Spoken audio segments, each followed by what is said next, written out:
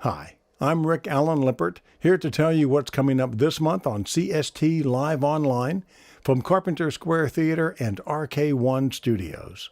Fibber, McGee, and Molly. The characters were played by real-life married couple Jim and Marion Jordan, who met in the church choir in Peoria, Illinois, married in 1918, and then 5 days later, Jim was drafted and sent overseas to entertain the troops because he was a singer. When he returned, they created a vaudeville act that was mostly unsuccessful, but they did end up on the radio in Chicago in 1924. They then partnered with writer Don Quinn to create a show on a local station called Smack Out. The S.C. Johnson Company hired them to create a national show, and that became Fibber, McGee, and Molly. The character of Fibber, a habitual storyteller and a braggart. Molly plays his long-suffering wife. She is the, quote, straight man in this double act. In this episode, Fibber is a census taker, and we meet some of the characters of the fictional Midwestern town of Wistful Vista. A couple of the regulars in this show are the old-timer, who for some reason always refers to Fibber as Johnny and Molly as daughter, and also Ole. The show had many running gags, the most famous of which, of course, was Fibber's closet. It started as a one-time stunt and then became a staple, but not in every episode, and not in this one.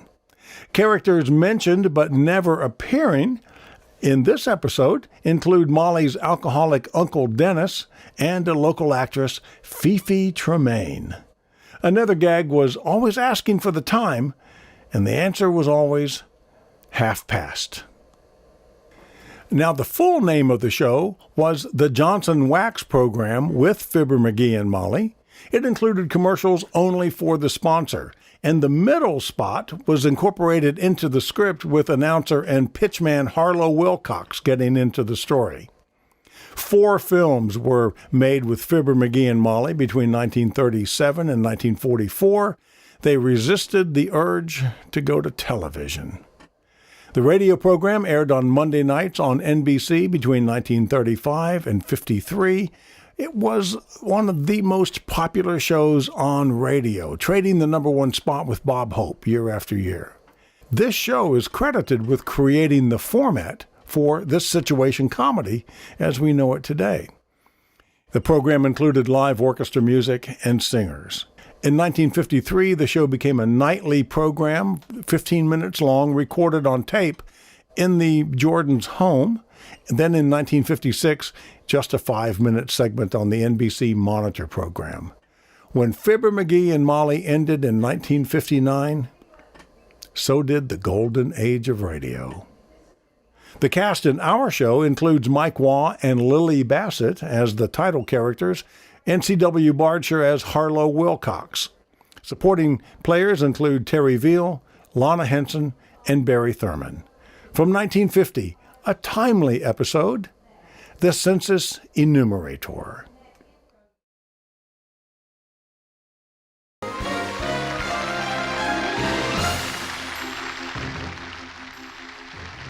CST Live Online. This month, it's the Johnson's Wax program with Fibber, McGee, and Molly. The makers of Johnson's Wax and Johnson's Water Repellent Glow Coat present Fibber, McGee, and Molly with Mike Waugh, Lilli Bassett, Terry Veal, Lana Henson, Barry Thurman, and me, CW Bardsher. The script of the Census Enumerator is by Don Quinn and Phil Leslie. CST Live Online is always free, but donations for Carpenter Square Theater are greatly appreciated. You may donate easily by using the donate button on the homepage at carpentersquare.com. RK1 Studios is assisting CST at no charge, so tips for the studio can be made via Venmo using their handle at RKONE. That's RKONE. And now, on with the show. 140,000 men and women started work last week on Operation Nose Count, the 1950 census. 139,999 of these people are intelligent, courteous, and considerate. Here's the other one. Census Enumerator McGee of Fibber, McGee, and Molly. I got a feeling I'm gonna love this job, Molly. Imagine getting paid money just for asking personal questions. Boy, oh boy, will I get nosy. And boy, you're just the boy who can do it too. You betcha. And this time I got the government back of me. Fibber McGee, government official. Hey, I wish I had me a badge to wear. A badge? Well, Uncle Dennis has one. It's upstairs in his drawer. Swell, I'll get it. What does it say? Chicken inspector. He got it at a Legion convention at the poultry exhibit, he said. Although I don't know why. Yeah, it's all right. That's okay, kiddo. Never mind. I got authority enough without the badge. Now, let me run through the procedure here before I start out again in a minute. First of all, I ring the doorbell. See? Mm-hmm. And when somebody answers, I say, "Good morning, madam." Well, what if a man answers? Hang up. Oh, you mean if a man answers the door? Well, in that case, I simply say, "Good morning, bud." I say, "I represent the United States censor for this block." Oh, no, dearie, no, not the censor, the census. Yeah, what's the difference? Well, the census asks people what they do, and the censor says they mustn't do it. Oh. Well, anyhow, this is going to be quite an experience. Now, let me see now. I got my book of instructions, the enumerator's reference manual, my fountain pen, blank forms, my ID cards. Oh, say, I've heard of those ID cards. What does that stand for anyway? Doctor of Enumeration? No, nothing like that, Tootsie. This is just my identification. When you don't want to stand out on a drafty porch asking questions, you flash the ID card to get indoors. Catch on? Isn't that simple? Well, I think the census is a wonderful idea because, heavenly days. Is that the questionnaire you fill out? Yep. Well, look at the size of that thing. It looks like Barnum and Bailey's main tent. Yeah, and I'm going to have a circus with it, too. I may switch the questions around a little, of course, when I get the hang of it. Liable to sound pretty dull, asking the same questions all day long. Oh, you can handle it, dearie. You've had experience. Asking questions? Sounding dull. Say, speaking of Uncle Dennis again, he'd be wonderful at this job because he starts every day of his life with the same question. Yeah? What's the question? Where am I? You know, that is probably about the only question that they don't have on these blanks here. Oh, they got it right here. Question 15. What were you doing last week? Working, keeping house, or something else? Well, what else is there? I mean, heavenly days, a busy housewife. Look, Tootsie, don't you start giving me trouble before I even ring my first doorbell. Come on, let's get started. I want to gather up those vital statistics. Oh, no, you mean vital, dearie. No, vittles. I'm going to ask them what they had for lunch and if there's any left. because by the time I ring a few doorbells, I'll be hungry enough to eat a horse. Well, hold it, G-Man. Company. Well, don't let them delay us, whoever it is. Hand me them questionnaires and stuff so it looks like we're leaving. Come in. Oh, hello, Mr. Oldtimer. Come in. Hello there, daughter. Hi, Oh, put that racing form away, Johnny. Save your rent money, son. You can't beat the ponies. No. This is not a racing form. Don't let the boy gamble, daughter. Bad for his character. Oh, I remember Papa used to bet the horses when I was just a kid. Ruined his life completely. Oh, well, that's too bad, but this Yep. Papa hung around the stable so much, he developed a hamstrung fetlock and a bad case of haze. Took to having his shoes custom made at the blacksmith shop, and I can hear him now, whinnying as he galloped up the front steps. It was 6 furlongs to the drugstore, and Papa... Yeah. Look, that's all very fascinating, but I got work to do. We gotta go. Well, I don't want to hold you kids up, but take a lesson, though, from Papa. He got a tip from a jockey friend, mortgaged Mama's sewing machine, and bet every dime we had on a horse named Glue Boy.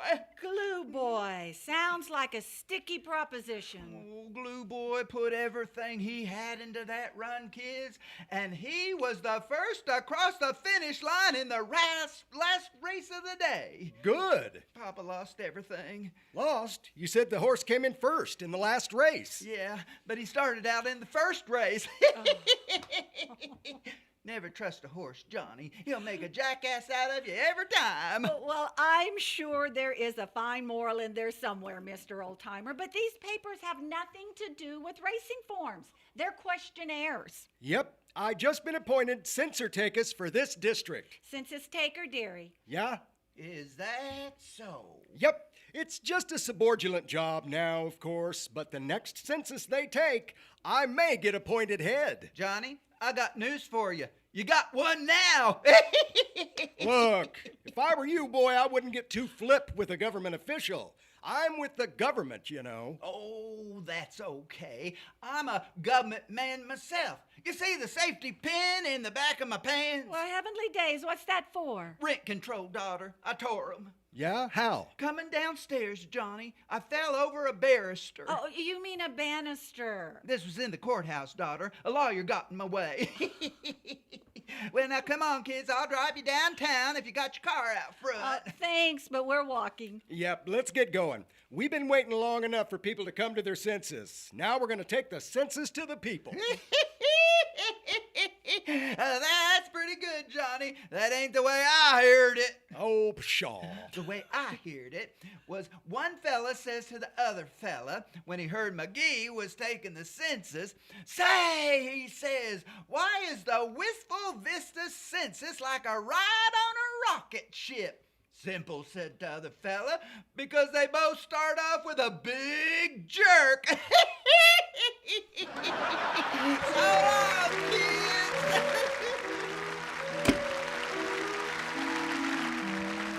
Don't touch that dial. We'll take a brief intermission. There's just enough time to refill your beverage, use the facilities, or make a donation to Carpenter Square Theater. Look for the donate button on the homepage at the theater's website, carpentersquare.com. To donate to RK1 Studios, use Venmo and their handle is @RKONE. See you on the radio in 3 minutes.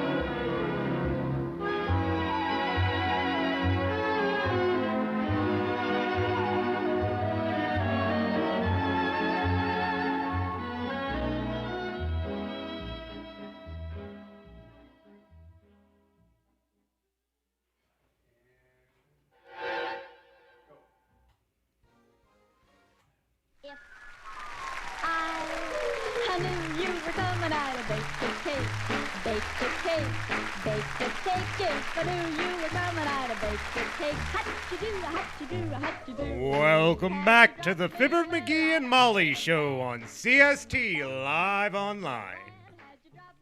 All right, Mrs. Mulks, I guess I got all the information I need about you. Now for the rest of your family. Who else lives at this address? Just myself and Boswell, that's all.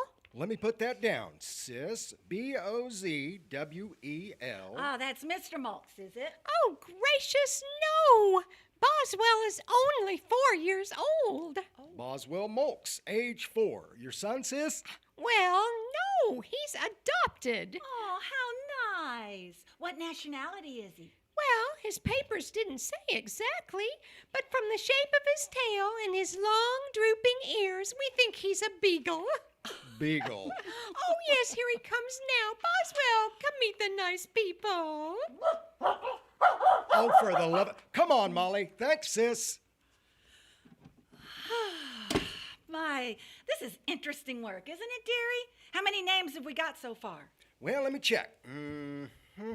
Well, counting the 4 people that weren't home, and the lady that was taking a bath and hollered out the window at us, and the guy that was holding his thumb in the leaking pipe and said, "Come back tomorrow," and the place with the measles sign on the door, I got just one, Mrs. Mulks.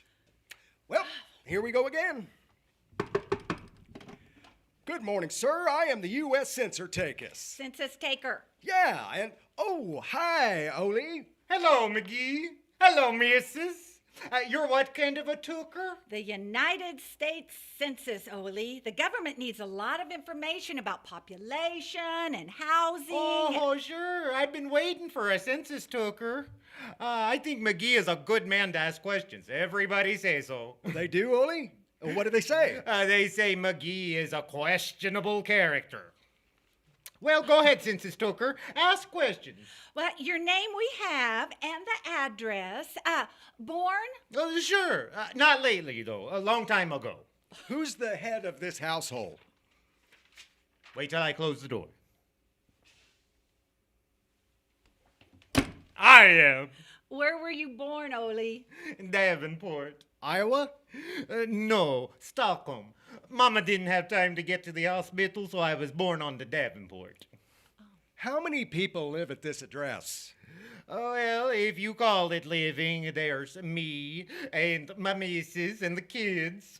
Christina, Lars, Sven, little Oli, Yasmin, and better leave one space for next January.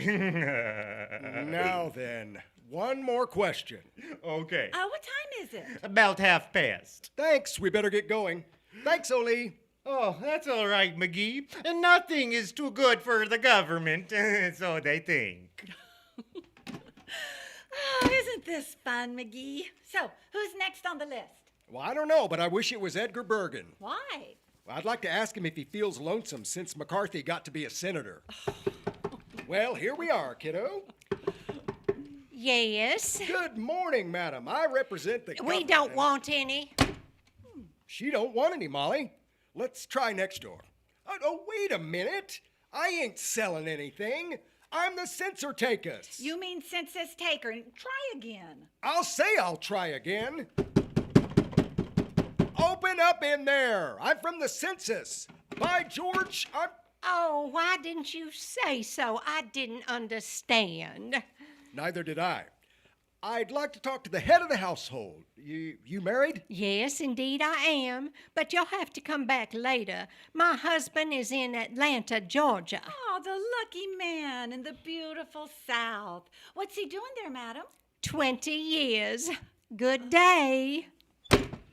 Well, the government has solved his housing problem. Well, if they convicted him of being a masher, well, they've also solved the surplus potato problem. Well, who lives in this next house, McGee? A fella named Crabtree. I know him from the Elks Club, but I'm skipping him. Oh, afraid he isn't home? Afraid he is home. I owe him $10. Let's take this next one. Beautiful house. Must be millionaires. Yes. Good day, madam or bud, and In your case, it's Bud. I am the census takers for this district. Census taker, he means. I regret to say, sir and madam, that the master, Mr. Wilkes Farthington, is unavailable for interruption at the moment. If you could return in about a fortnight. Now raise the anchor a little, Joe. What? Ouch! As I was about to say, sir, if you could return at a more convenient time. Convenient for who? This is convenient for us, Bud. Quite. However, I'm afraid that the... No, one more star in the flag, Joe. Joe! Oh, what on earth is going on in there? Mr. Wilkes Farthington is being tattooed, madam. Good day. Come back at a more convenient time, my clavicle. Getting paid by the name and make a dozen trips. That's the kind of stuff that gets under my skin. Well, judging from the yelps, they were getting under Mr. Wilkes Farthington's too. Here, try this place. Good day, sir or madam. I am Oh, yes, of course. I've been expecting you all day, Mr. Wilcox, because my housework is so... Oh, no, excuse me, madam. We're not Mr. Wilcox. No, I mean, we're from... We're taking the United States Census, sis. And, oh, I wish I had time to talk to you, but this big house keeps me so busy. And this Mr. Wilcox promised to come and show me how he can simplify it. Well, he is just the lad that can do it, too, because when he shows you how Johnson's water repellent glow coat can save you so much time and work, you will simply be amazed. You betcha. Now then, sis, my first question is about Johnson's water repellent glow coat? Yes. No, my question is You see, about... madam, I am a housewife myself, and I know what glow coat will do. You know those dingy, milky-looking streaks on the linoleum that when you mop it a few times? Well, that's a thing of the past, because water-repellent glow coat stays on and stays bright, even after repeated damp moppings. Now, my second question, sis, How does it go on? Well, at the rate we're going, sis, it'll go on all day. She means glow coat, McGee. Well, Mrs. Curry, Mary Curry. Well, I finally got some information. What was the first name? Johnson's water repellent glow coat. No, I meant... Now, quiet, dearie. Mrs. Corey and I are talking. You see, Mrs. Corey, glow coat is easy to apply. You just pour a little out, spread it around, and let it dry. In 20 minutes or less, it gives your linoleum a lovely, glossy, protective wax coating. And, well, wait a minute. Here comes Mr. Wilcox now. Well, he can tell you the rest of it. Hello, Mr. Wilcox. Hiya, Molly. Hi, pal. Hello, Mrs. Curry. I'm sorry to be late, but the census taker was at my house. Look, Junior, I'm taking the census myself. Oh, this will only take a minute, pal. I want to tell Mrs. Curry about This lady has already told me, Mr. Wilcox. It seems that 1 can of glow coat will cut my housework in half. So bring me 2 cans right away, because that will take care of all my housework. And now I have the rest of the day to talk to you nice people. So do come in and sit down. Good day, Mr. Wilcox. Well, this is a fine how do you do. I'm going downtown to look up the laws on horse thieving. Somebody stole my plug. So long, all. Well, that was the best client I've had yet. Yes, a very pleasant woman. How old did she say she was? Well, I can't tell you, kiddo. The manual says we ain't supposed to divulge any information accumulated in the course of duty. You should have listened. Well, it was nice to talk to one citizen who made sense of the census. Now, where do we go? Right here.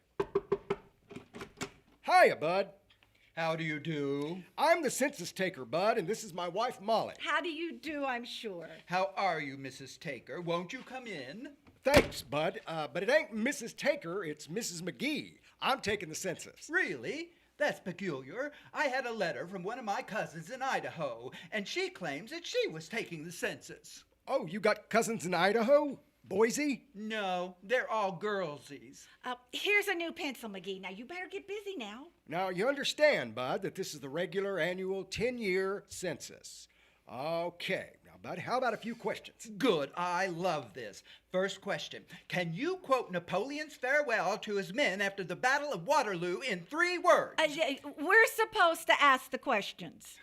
I'm sorry. That's 6 words and you lose. The correct quotation is song, fellas. Now, my next question. Hey. Please, now we ask the questions. Yeah. Now then, bud. Your name, please. Baker. Your occupation. No, that's my name. Baker. Axelrod P. Baker. Well, what is your occupation, Baker? Butcher. My father, Chauncey Baker, was also a butcher. All of us Bakers are butchers, except for on my mother's side. She was a carpenter. Okay, you mean that was her maiden name? No, her maiden name was Binkstoffel. Emily Binkstoffel. That made her Emily Binkstoffel Baker Jr. How do you spell that? Junior. Now, do you want to ask some questions, Miss Taker? McGee, Baker, not Miss Taker. Not mistaker for whom, sir? McGee. Oh, I'd never mistake you for him, honey. You're much pretty, and besides... Okay, cut it out. Look, we ain't getting any place. You should have thought of that before you went into government work, sir. I realize it's a very safe job and gives you a certain security. Now, wait a minute, please, Mr. Butcher. The lady is speaking to you, Mr. Butcher. I'm not Butcher. I'm McGee. Your name is Butcher. No, my name is Baker. You'll remember that I said my mother, who was a Binkstoffel, married my father. Never mind that. It's not important. It is to me, madam. Oh, for the love of Mike. No, Chauncey. Mike was my uncle. It was for the love of Mike that a girl named Marjorie Pincus... Oh, stop it, please. Look, Buster, just let me ask a couple more simple questions, will you? Please. It ain't too much to ask, is it? You go right ahead, sir. Questions in regard to what? Education. Very well. How far did you go in school? Well, after my 3rd year in the 8th grade in Peoria, McGee, I decided... you're supposed to ask him. Oh, yes. We'll skip the education. How much money did you make last year, Baker? $2,500,000, but I had to burn it. Burn it? Yes, I forgot to put a beard on Lincoln. You see, I had a little engraving plant back of the butcher's shop, and the Come on, Molly, let's go. I'm marking this residence down as vacant. So long, bud.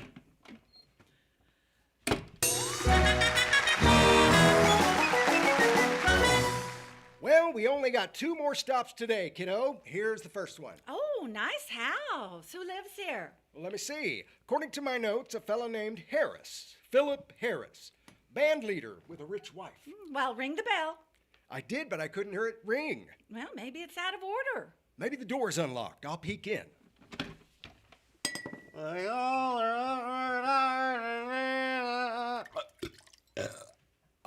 We'd better come back when he's feeling better, Molly. He's taking some medicine. Oh. Well, one more house, dearie, and we can go home. Now, how many people did we call on today? According to my list, we knocked on 62 doors, kiddo. It's a good day's work. Yep, 62 houses. And the people were at home in all but 48 of them. That leaves 14. But not only that, 9 of the 14 answered my questions. 3 of them without even beefing.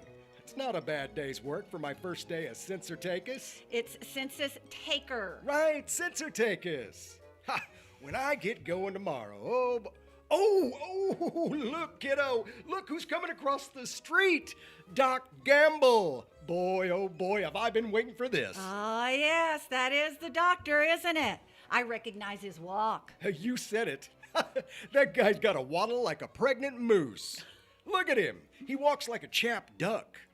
Hey, Fatso. Hello there, Molly. Nice to see you. Thank you, doctor. Hello, Warthead. Hi. What's the briefcase in the leer for? You peddling Mississippi bubble stock? Or is that thing full of snake oil, in case you run across a rusty snake? You'll find out, boy. Oh, is this gonna be fun? Hand me the blank, Molly. He's working, doctor, for the United States government. Him? How do I get my citizenship canceled? Well, you'll be happy to know, Doctor, that I have just been appointed census taker for this district. Census Takus! Oh, What? wait, no. Oh, What? Oh, no. You're looking at a duly qualified minor official. Prepare to have your census took. Look, catch me later. I got calls to make. People sick. Maybe might be an operation. People to see. Look at him squirm, kiddo. Look at him. Maybe I ought to read you the law about answering questions, Doctor. Oh, look now, McGee. On page 98, section 9, it says, and I cheerfully quote, any person who willfully refuses to answer shall be deemed guilty of... All right. Are you double-crossing little snoop? Go on, ask me. Oh, now, Doctor, that is no way to act. Well, why does he have to be the one? I consider it my civic duty, Doctor. It's not easy either. A job like this takes a lot out of you. Yes, and you had so little to start with, too. Just you relax, Doctor. Now, you know any information that you give him is confidential. Certainly is. And besides, it'll make a swell chapter for the book I'm writing about you, Docky. It's called Inside Doc Gamble, or Boy, It's Dark in Here. Get on with the questions. Okay, name, address. All right. How old are you, Doctor? 47. You don't look 47. No, and he ain't 47 anymore. He's 96 if he's a day. Come clean, fatso. Make it 48. That's better. Next question. How much money did you make last year? $12,000. 12,000, honestly? Part of it, kiddo, part of it. Say about $3 of it, honestly. Hey, fatso? Get on with the questions, nosy. Okay, next question. Are those your own teeth, Doctor? Certainly. I have the receipt for... Oh, this is wonderful. Next question. Is it true that you were caught holding hands with Miss Fifi Tremaine in the balcony of the Bijou Theater last night, and the usher had to come upstairs and pull you... Okay.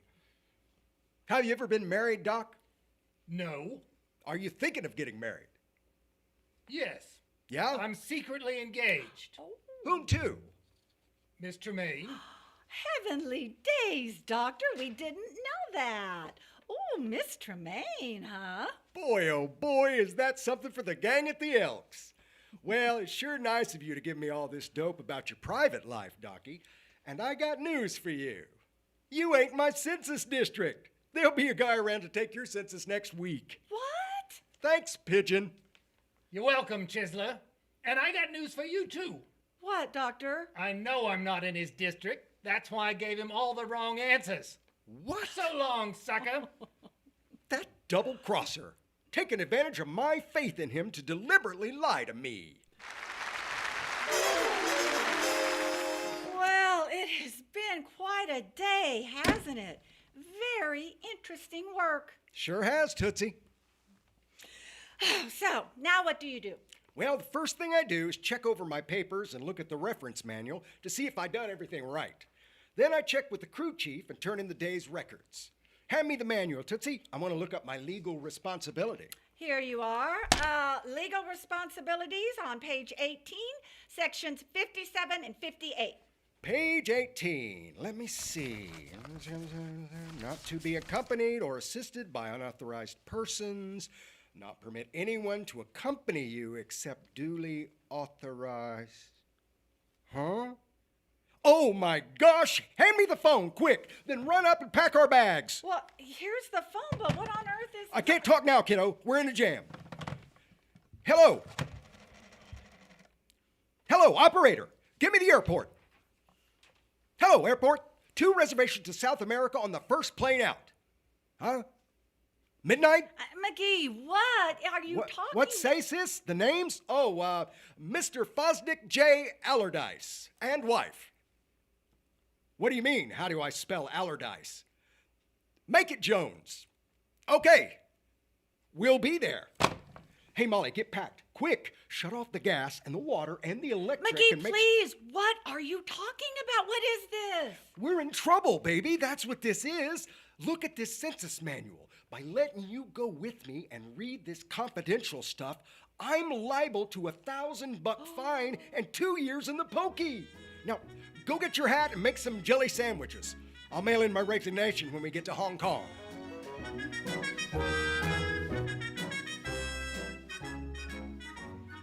Ladies and gentlemen, the 1950 census is underway. When the census taker calls on you, ask to see his card, invite him in, and answer his questions accurately. A true picture of the size and condition of our country depends on true answers from all of us, and a true picture is of vital importance. Remember that the information you give your census taker is completely confidential. By law, no other agency of the government can ever use it for taxation, investigation, or anything else. And remember, too, you won't find a census taker like McGee anywhere but in Wistful Vista. I guess that's right, kiddo. I guess I just got a natural curiosity, huh? Yes, you are. Or what? A natural curiosity. Oh. Good night. Good night, all. The makers of Johnson's Water Repellent Glow Coat, Racine, Wisconsin, and Brantford, Canada, brought you Fibber, McGee, and Molly this evening. Thanks to Johnson's, your floors will shine, shine, shine. Join us again next month for CST Live Online at 7 p.m. on Friday and Saturday, September 18th and 19th, for more old-time radio. As you know, so many arts organizations have been hit hard by the pandemic, and Carpenter Square is no exception. If your budget allows, donations to Carpenter Square Theater can be made using the donate button on the homepage at carpentersquare.com. And donations for RK1 Studios can be made via Venmo. Please use their handle at RKONE. Our company of players tonight included me, CW Bardsher, as Will Cox and Oli and on live sound effects, with Mike Waugh as Fibber, Lilli Bassett as Molly, supported by Terry Veal as Mr. Oldtimer and Cliff Baker the Butcher, Lana Henson as Mrs. Molks and Mary Curry, Barry Thurman as the Butler and Doc, and tonight's show was directed by Rhonda Clark. We hope to see you on the radio next month on the third Friday and Saturday. That's September 18th and 19th. Thanks again to Randy and Matt Kemp and Emmy Award winner Rick Allen Lippert for their technical expertise. Good night.